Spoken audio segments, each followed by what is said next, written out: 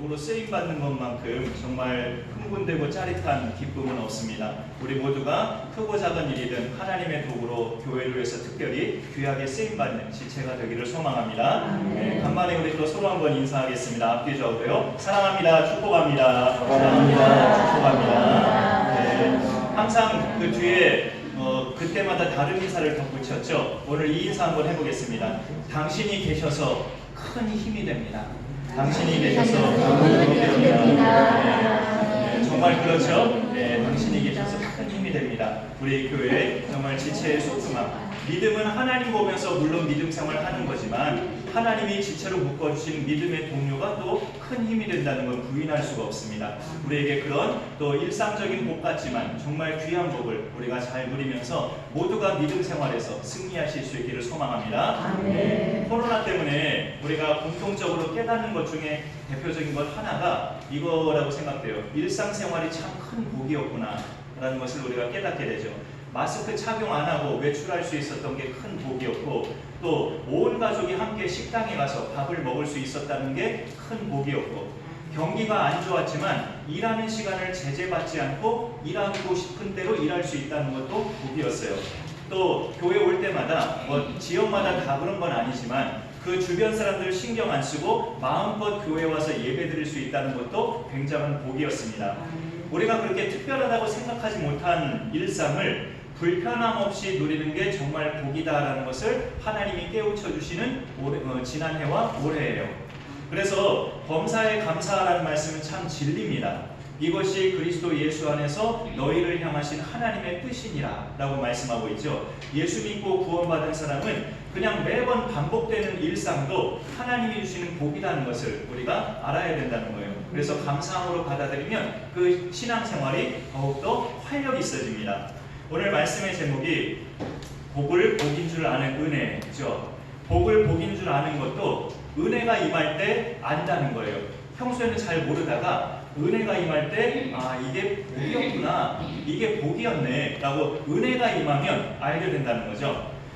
하나님의 은혜가 임하는 것은 예수 믿으면 은혜를 갖고 우리가 은혜 속에서 살기는 하지만 우리 인간의 본성이 사실 완악하기 때문에 이 하나님의 은혜라는 것을 평소에는 잘 못 느낄 때가 많아요. 그러다가 어려움을 겪을 때 은혜를 느끼게 돼요. 어려움을 겪을 때.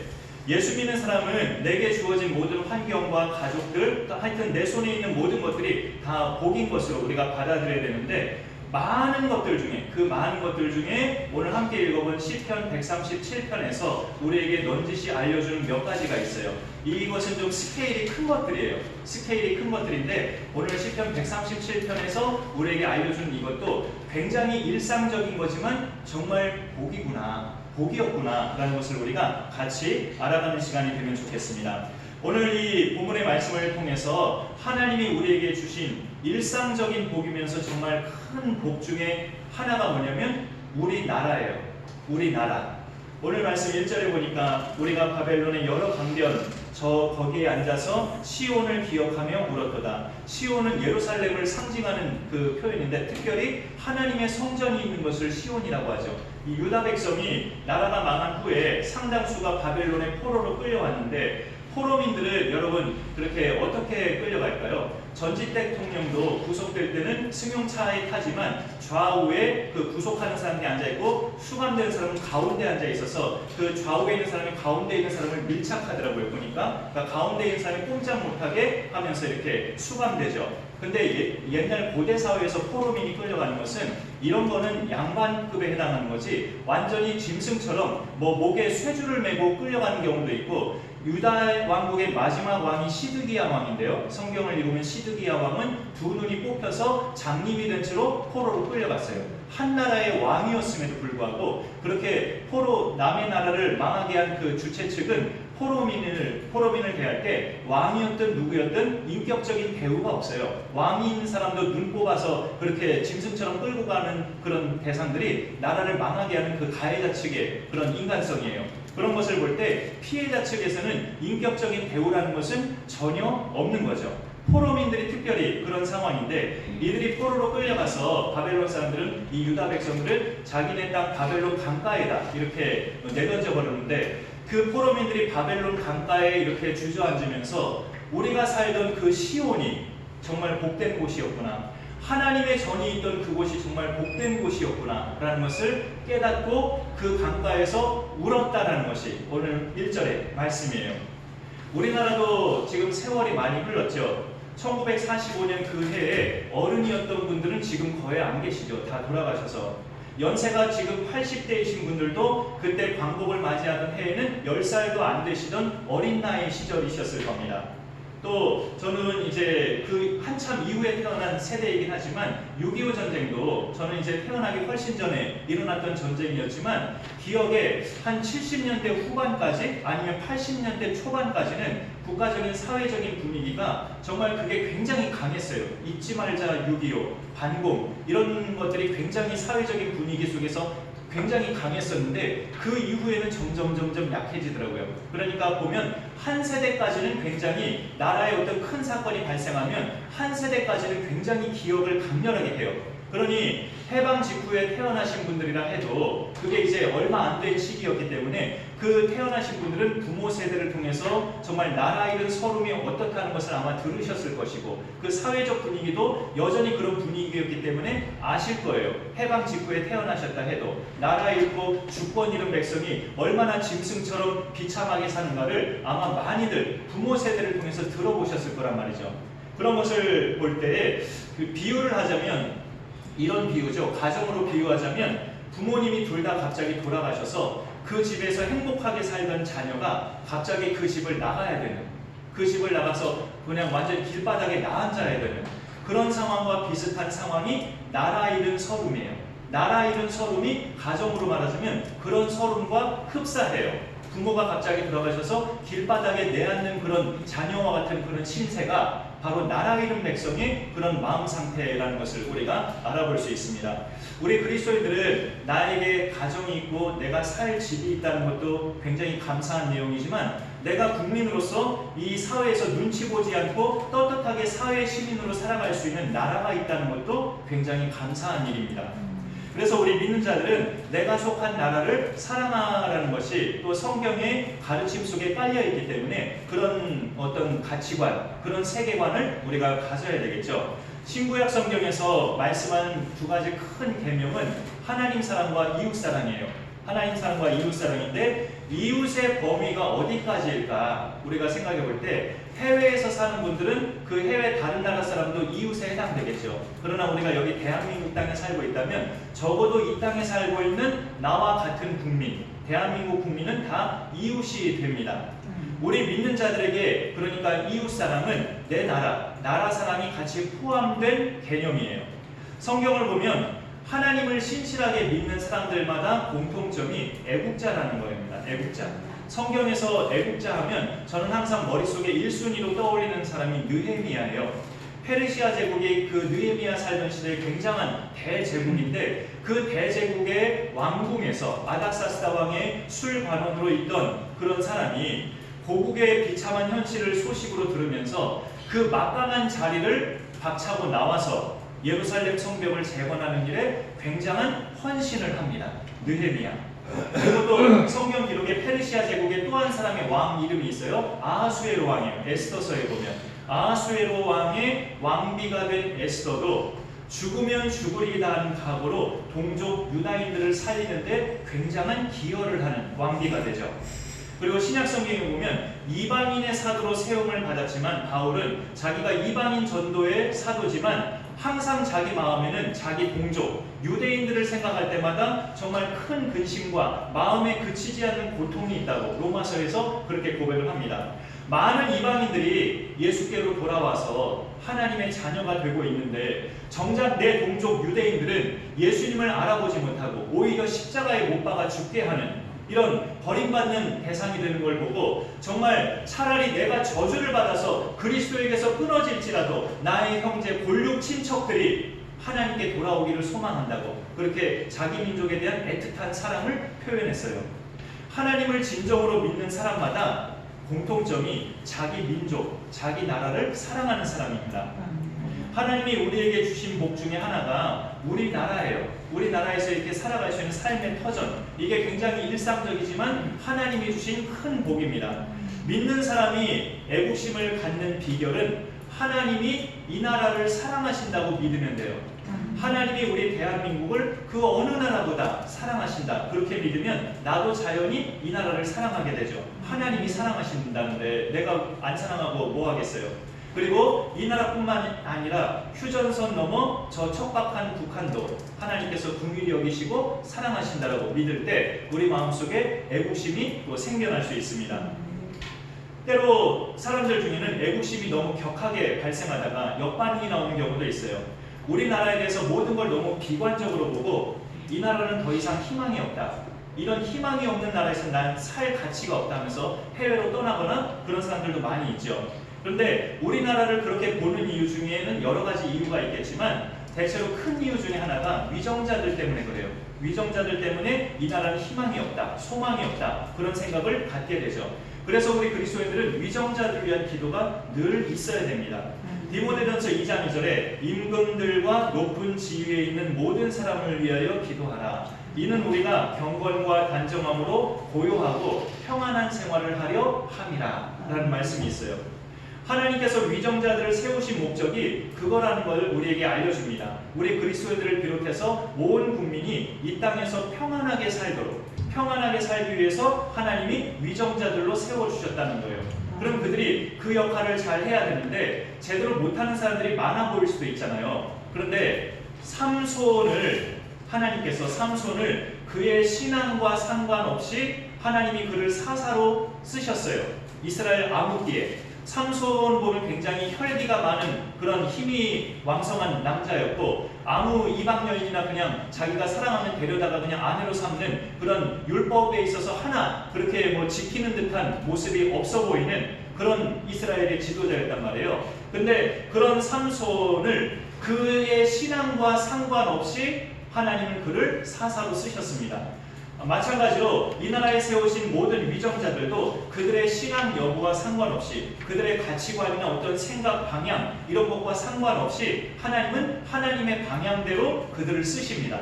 그들을 쓰셔서 이 나라를 어떻게 하냐면 운영되게 하셔요. 이 나라가 운영되고 이끌어가게끔 하십니다. 그래서 우리가 공동체적인 그런 평범한 일상의 복을 온 국민이 누리게 하셔요. 그 모든 일상적인 복, 전쟁이 없이 나라의 모든 살림이 어려운 것 같은데 어쨌든 돌아가는 그런 상황이 하나님이 우리에게 주신 복 중에 복이에요. 그런 상황이 있으니까 우리가 일하고 싶으면 일할 수 있고 학교 다니고 싶으면 학교 다닐 수 있고 그런 환경이 열어지는 거죠. 교회 오면 교회 오고 싶으면 교회 올 수 있고 그러니까 우리 사회가 기본적인 바탕이 되어 있기 때문에 그 모든 것들이 가능한 거예요. 그런 점에서 오늘 말씀을 또 볼 때 두 번째로 우리가 정말 일상의 복 같은데 정말 큰 복 중에 하나는 뭐냐면 신앙의 자유입니다. 신앙의 자유. 이 바벨론의 포로로 끌려간 유다인들은 포로민으로 끌려가서 바벨론 강가에 주저앉았을 때에야 그들이 깨닫고 그 바벨론 강변에서 울며 불며 하나님 우리가 몰랐었네요 하면서 통곡하는 거예요. 우리가 시온에서 살 때 얼마나 하나님의 복을 누리며 살았는가를 우리가 몰랐었네요. 우리가 어리석었네요. 하나님의 전 근처에서 사는 것이 그 어느 민족도 누리지 못한 이 놀라운 복을 누리면서 우리가 살았었는데 이렇게 포로민이 되다 보니까 알았네요 하나님 하면서 그 이방 땅 강변에서 시온이 있는 예루살렘 성전이 있는 시온을 향해서 눈물을 흘리며 통곡했다는 게 오늘 1절 말씀이에요. 그동안의 모든 나라들 역사를 보면 그 신앙의 자유가 보장되는 건 한 적어도 3가지가 구비되어야 돼요. 나라가 있어야 되고요. 나라가 망하면 좀 신앙도 불투명해지죠. 나라가 있어야 되고 주권이 있어야 되고 그 다음에 그 나라법이 신앙의 자유를 보장하는 헌법이 있어야 돼요. 우리나라는 종교의 자유가 있다. 이런 헌법이 있어야 비로소 신앙의 자유가 보장이 돼요. 그러니 그런 나라에서 살고 있는 백성은 그게 그냥 뭐 그런가 보다 할 수 있지만 정말 그런 신앙의 자유가 없는 나라를 한번 다녀와 보면 느낄 수 있죠. 우리나라가 정말 복된 나라구나. 이 사회가 정말 복된 사회였구나. 우리 이런 일상적인 것이 정말 귀한 복이었구나라는 것을 알게 되는 거죠. 나라 빼앗기고 그와 함께 신앙의 자유를 빼앗기면 하나님을 믿는 사람 입장에서는 그것만큼 비극적인 일도 슬픈 일도 없어요.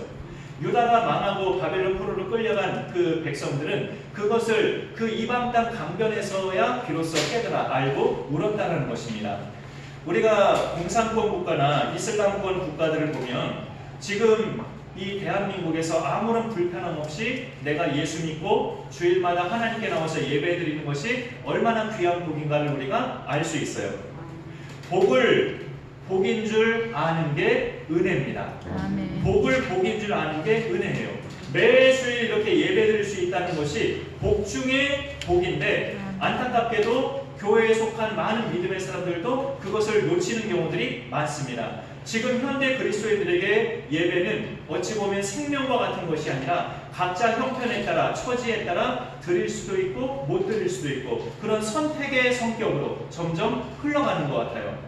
하나님께서 택하신 백성이, 하나님께서 쓰시고자 창세전부터 택하신 백성이 만약에 계속 그렇게 산다면 하나님은 하나님 나름대로 특단의 조치를 취하십니다.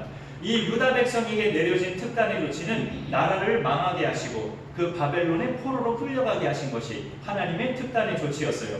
바벨론으로 끌려가서 그 이방 땅 강변에서 성전이 있는 시온을 바라보면서 비로소 울게 하셨죠. 우리가 정말 복된 삶을 살았었는데 이걸 몰랐었구나. 우리가 어리석은 백성이었구나. 그 남의 땅에 가서 그걸 깨닫고 통곡하게 하셨단 말이죠. 그리고 또 하나님이 행하신 특단의 조치는 그 자기들을 포로로 끌려간 바벨론 사람들에게 조롱받게 하셨습니다. 삼손이 블레셋 사람들에게 눈 뽑혔을 때 조롱받은 것처럼 이 바벨론의 포로민들도 그 바벨론 사람들에게 조롱을 받았는데, 무슨 조롱을 받았냐면 니네가 믿는 신을 찬양하는 노래 우리 앞에서 한번 불러봐, 이런 조롱을 받아요. 오늘 2절에 보면 그 중에 바벨론 강가를 말하는 거죠. 그 바벨론 강가 그 중에 버드나무에 우리가 우리의 수금을 걸었나니. 수금은 하프죠. 하프 악기가 수금인데 다윗이 사울왕 앞에서 연주했던 그 하프도 수금이에요. 근데 왜 그거를 버드나무에 걸었냐면 바벨론 사람들이 이 유다 포로민들이 수금이 있는 것을 보고 그 버드나무에 걸어놓고, 야 니네들 한번 니네 신 찬양한 노래 저 수금으로 연주해서 한번 우리 앞에서 불러봐, 이런 거죠. 근데 이 여기 말씀해 보면 4절에 이 유다인들이 그래도 신앙적인 의지가 있어요. 우리가 이방 땅에서 어찌 여호와의 노래를 부를까? 우리가 이 이방 땅에서 어떻게 하나님을 찬양한 노래를 부르겠는가? 그런 의지를 보입니다.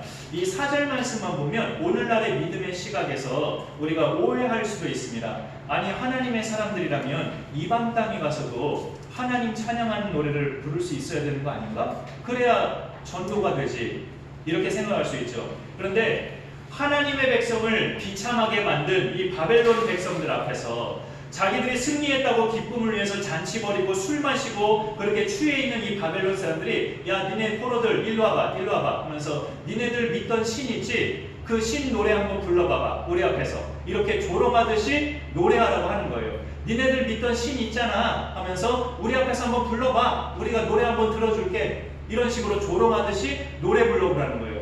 그러니 그들 앞에서 어찌 하나님이 조롱당하는 노래를 우리가 부를 수 있으랴? 우리는 절대 못 부른다. 이런 비록 포로민이었지만 그렇게 이방 땅에서 정말 복받아 우리 민족이었구나라는 것을 그들이 알고 나서는 신앙적인 의지가 생긴 거예요. 절대 하나님을 조롱하는 이들 앞에서 우리가 하나님의 노래를 부를 수 없다라는 그런 결의를 하는 모습을 보게 되는 거죠.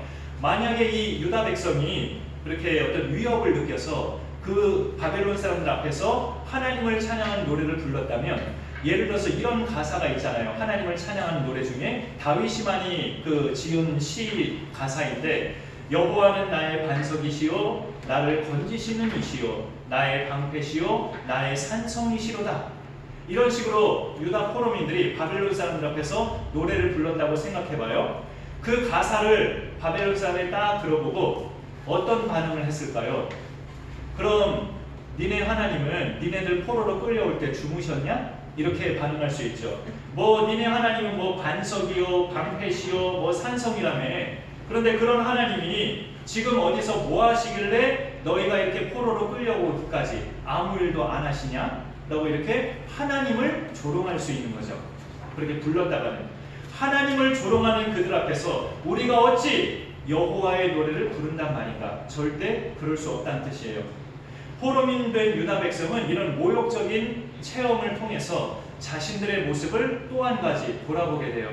우리가 성전이 있던 그 시온에서 여호와의 노래를 너무나 마음을 다해서 부르지 못했구나. 너무나 형식적으로, 너무나 가식적으로 우리가 하나님을 찬양했었구나 하면서 또 슬퍼하게 되는 거죠. 우리가 하나님을 찬양할 때마다 마음을 다하여 하나님을 찬양하지 못하고 그냥 형식적으로, 가식적으로 그렇게 노래 부르면서 신앙생활을 해온 결과가 이렇게 이방인들 앞에서 니네 신을 찬양하는 노래 한번 불러보라고 이런 조롱을 우리가 이렇게 당하고 있구나, 우리가 하나님 찬양을 제대로 못했었구나 하면서 깨닫는 그런 시간들을 보내고 있는 겁니다.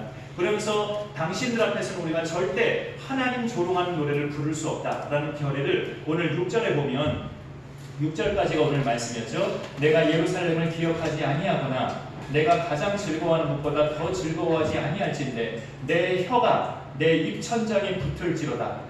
내 혀가 내 입천장에 붙는 한이 있어도 당신들 앞에서 하나님 조롱하는 노래는 내가 부를 수 없다. 이런 결의죠, 결의. 이건 정말로 믿음을 회복하는 그런 희망적인 모습이에요. 비록 남의 땅에 포로로 끌려갔지만 그런 고난 덕분에, 그런 고난이 있는 까닭에 믿음을 회복하는 그런 청신호가 이렇게 켜지고 있는 것입니다.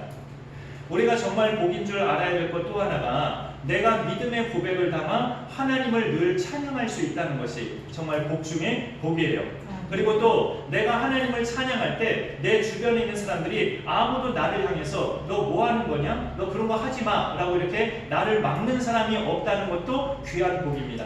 적어도 이 자리에서는 그렇잖아요. 예배드린 이 자리에서 내가 두 손 들고 하나님을 나 혼자 일어서서 찬양하는데 왜 일어서? 앉아.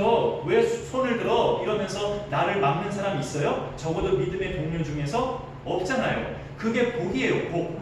내가 마음껏 찬양하고 싶을 때 나를 제재하는 사람이 없고, 내가 하나님 앞에 나아가고 싶을 때 아무런 장애물 없이 마음껏 나아갈 수 있다는 것이 일상적인 신앙생활 같지만 대단한 복이라는 것을 우리가 기억할 필요가 있어요. 그게 그 복인 줄 아는 것이 은혜고, 그런 은혜를 받으면 힘든 삶이 있어도 감당해낼 수가 있고 믿음 생활에서 승리할 수가 있습니다. 하나님이 우리에게 주신 또 세 번째 복을 하나 든다면 오늘 말씀 속에서 함께 믿음 생활하는 지체들이에요. 우리와 함께 믿음 생활하는 우리 믿음의 동료들, 우리 지체들이 또 굉장히 그냥 일상적인 복 같으면서도 굉장히 큰 복입니다. 나 혼자 신앙생활을 하지 않고 교회에 와보면 비록 우리가 작은 교회지만 이렇게 믿음의 동료들이 함께 있다는 것이 큰 복 중에 복이에요. 우리가 아까 서로 인사할 때 당신이 있어서 큰 힘이 됩니다 라는 것은 대단히 성경적인 인사입니다. 오늘 말씀에서 1절에서 4절까지 보면 계속 우리가 이런 말이 있어요. 포로 신세지만 혼자서 포로 생활하는 것보다 동족과 함께 포로 생활할 때 큰 위로가 되었다는 거죠. 고생을 해도 혼자 고생하는 것보다 함께 고생하는 사람이 있을 때 큰 힘이 되죠. 더군다나 의미 있는 일을 할 때는 혼자서 하는 것보다 같은 그런 의미를 인정해주고 함께하는 동료가 있으면 훨씬 더 힘이 됩니다. 여러분은 어떤 일이 의미 있는 일이라고 생각이 되시나요? 인류 역사에서 제일 큰 사건은 예수 그리스도가 이 세상에 오신 일이에요. 인류 역사에서 가장 큰 사건이 예수 그리스도가 마리아의 몸에 태어나셔서 이 세상에 오신 일이 인류 역사에서 가장 큰 사건입니다. 그러면 왜 오셨는가가 중요하죠. 그 오셨다는 것 자체보다 왜 예수님이 그렇게 사람이 되셔서 오셨는가, 그걸 요한복음에서 예전에 우리가 같이 읽은 적도 있지만 오늘은 제가 그렇게 읽어볼게요. 내가 하늘에서 내려온 것은 내 뜻을 행하려 함이 아니요 나를 보내신 이의 뜻을 행하려 함이라. 나를 보내신 이의 뜻은 내게 주신 자 중에 내가 하나도 잃어버리지 아니하는 것이라고 그렇게 말씀하셨습니다. 예수께서 이 땅에 오신 것은 자기를 보내신 아버지의 뜻을 행하시려고 오신 것인데, 아버지의 뜻이 뭐냐? 아들에게 주신 영혼들 중에 한 영혼도 잃어버리지 않게 하는 것이, 다 구원의 길로 오게 하시는 것이 아버지의 뜻이었다는 거죠. 그러면 예수 믿는 사람들이 모인 이 교회가 하는 일은 그럼 뭘까요? 구원의 길로 들어온 성도들이 모여서 예배드리는 일이고 그 다음에 아직 들어오지 못한 사람들을 들어오게 하는 일이에요. 교회가 하는 일은 크게 두 가지로, 구원의 길로 들어온 성도들이 하나님을 예배하는 일, 이게 가장 우선적인 일이죠. 그 다음에 아직 들어오지 못한 대상들을 계속 들어오게 하는 일이죠. 사람들을 보면 의미 있는 일을 같이 하는 그런 공통점을 가진 사람들을 만날 때 굉장히 그 상대를 특별하게 여깁니다. 그 같은 학교, 같은 졸업 동기만 만나도 그 상대가 특별하잖아요. 또 같은 고향, 같은 동네에서 자랐던 사람을 만났을 때도 굉장히 그 상대가 특별하죠. 힘들게 군 생활했을 때 함께 생활하던 동기를 만났을 때도 굉장히 그 만남이 특별합니다. 성경에서 그런 만남보다 더 깊은 의미의 말이 지체라는 말이에요. 지체의 의미는 고린도전서 12장에서 자세하게 말씀하고 있는데 한마디로 내 몸에 붙어있는 여러 그 몸의 그 부분들이죠. 손과 발, 이목구비, 그 다음에 팔, 다리 이런 것들이에요. 가끔씩 여러분들께 말씀드렸지만 여러분 중에 이런 분들은 안 계시죠. 나는 왼쪽 눈 하나는 없어도 돼. 뭐 이런 말 하시는 분들. 나는 손 하나는 없어도 돼. 그냥 잘라버려. 이런 분들이 계시나요? 제정신 아니죠. 그런 사람은 절대 온전한 정신으로 그런 말 나올 수가 없죠. 교회 안에 우리 지체들이 그런 관계예요. 그런 관계. 왜 우리는 서로 간에 그렇게 없어서는 안 될 그런 관계가 됐을까요? 인류 역사에서 가장 큰 사건, 예수님이 사람으로 오신 그 사건에 우리가 엮여있기 때문에 그래요. 예수님이 사람으로 오신 그 구원의 사건에 우리가 엮여있기 때문에 우리는 서로 간에 그런 소중한 지체가 되었습니다. 죄에서 구원받고 영생을 얻은 사람은 예수님과 단단히 엮인 사람들이에요. 그분은 머리고 우리는 그분 몸의 지체예요. 머리와 지체는 따로따로 놀지 않아요. 그냥 신경 조직으로 다 연결이 되어 있죠. 그래서 우리는 예수님과 떼려야 뗄 수 없는 한 몸으로 엮여진 그런 관계예요. 그런데 그 예수님과 우리의 그 한 몸인 관계가 우리끼리도 마찬가지예요. 우리도 다 예수님이라는 머리에 붙어 있기 때문에 예수님과 나도 그런 관계지만 우리끼리도 그런 관계라고요. 그러니까 우리끼리는 서로 떼려야 뗄 수 없는 그런 지체와 같은 관계인 것을 성경이 말씀하고 있는 겁니다. 그런 관계인 사람들끼리 모여서 살아계신 하나님을 예배하고 교회 밖에 있는 사람들을 교회 안으로 인도하는 이 일은 세상에서 가장 의미 있는 일이에요. 이 가장 의미 있는 일을 하는 사람들이 예수 믿는 사람들이에요. 그래서 우리는 그 일을 하는 사람들끼리는 서로 굉장히 소중한 사람들이라는 이야기죠. 한 집에서 사는 가족 이상으로 한 교회에서 그런 하나님 나라에 일을 하는 지체들이 굉장히 가족 이상으로 소중한 관계입니다. 일상적이면서도 큰 복은 내가 다니는 교회에서 만난 지체들이에요. 우리는 서로를 보면서 이 땅에 그 많은 교회들 중에 대한민국에도 6만 개 정도의 교회가 있는데 그 많은 교회 중에 감선하는 교회에서 우리가 만난 것을 절대 우연이라고 생각할 수 없습니다.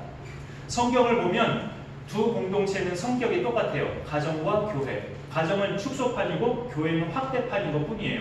가정과 교회는 그 성격이 똑같아요. 하나님이 세우신 가정과 교회. 그러면 여러분이 한 집에서 사는 식구한테 이런 말 해보신 적 있어요? 우리가 어쩌다가 이렇게 가족으로 만났을까? 당신과 내가 어쩌다가 이렇게 부부로 만났을까? 또 자식을 쳐다보면서 이 세상에 수많은 자식들 중에 왜 하필 네가 내 자식이 됐을까? 이 세상에 수많은 부모님들 중에 왜 하필이면 당신이 내 부모님이 되셨을까? 이런 말을 상대방한테, 함께 사는 집 식구들한테 그런 말 하시는 분들 계시나요? 가족끼리 그런 말 한다면 그건 정상적인 가정이 아니죠. 내 집 식구들은 누가 나한테 무슨 혜택을 준다 해도 남의 집 식구하고 바꿀 대상이 아닙니다. 나에게 생명과 같은 존재가 내 집 식구들이죠. 감선하는 교회 안에 만난 지체들이 그와 같은 거예요. 다른 교회 그 누구하고도 바꿀 수 없는 내 소중한 지체들입니다. 서로가 이런 사랑의 관계일 때 우리의 예배는 예배되고 교회는 교회돼요. 그런 우리나라의 그런 신앙의 자유, 같은 교회 지체들, 이 만남의 복들, 이 복을 복으로 아는 은혜가 우리 가운데 임하여서 언제나 우리가 믿음 생활에서 승리할 수 있으면 좋겠습니다. 말씀을 매듭 지으면서 오늘 이 시편 137편 이 말씀을 그대로 가사로 따서 노래로 만들어진 노래가 있어요. 근데 많은 사람들은 이